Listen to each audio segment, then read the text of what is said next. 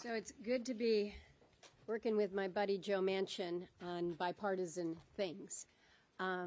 There's been a flurry of bills that you have seen, ideas floated out there in the past week, bills that have been introduced. I think the difference with what you have here is this is bipartisan. This means it actually has some legs, and the fact that it is bicameral as well, I think, is one of the reasons why you've got so many folks that are gathered here today, because this is actually something that can make a difference, that can get Putin's attention. Senator Manchin has used the words, Putin is not afraid to weaponize energy. He's been doing that. We've seen it all along into this lead up. And there's been an approach and a policy from this administration that says, we don't want to do that. We don't want to put that on the table. Well, I'm sorry, sir. It's already on the table, and it's been put on the table by Putin.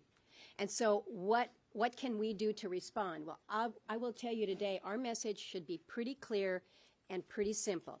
No more Russian energy should come into the United States for the duration of this bloody, horrifying, and unprovoked war against Ukraine. So this measure is in direct response to what Russia is doing with the bombing of the schools and the hospitals and the apartment buildings, forcing the Ukrainians to flee their country, killing the innocents that remain, and using some of the worst weapons in the world and indiscriminately to do it. So these are not just acts of war, they're war crimes.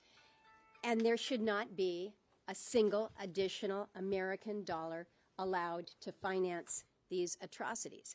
So the president has said, I'm going to use every tool in the toolbox.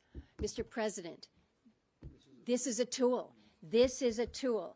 The one tool that might just force Vladimir Putin to sue for peace here.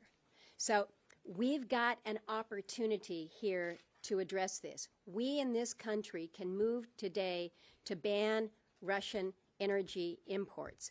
So we know that we've been bringing crude oil, Russian crude, into this country and oil products.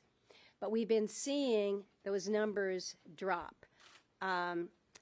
Back in 2021, everyone's looking at those numbers. It's about 700,000 barrels that were coming in. We've started to see companies that are basically self-sanctioning in light of Russia's activities.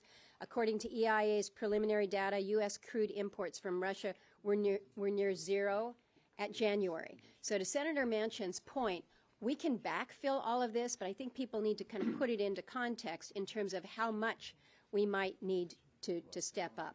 I'm confident that we can fill the supply gaps by American production along with our allies in Canada, for instance. So I would urge the president, take your counterproductive policies like taxes and royalty hikes, take them off the table.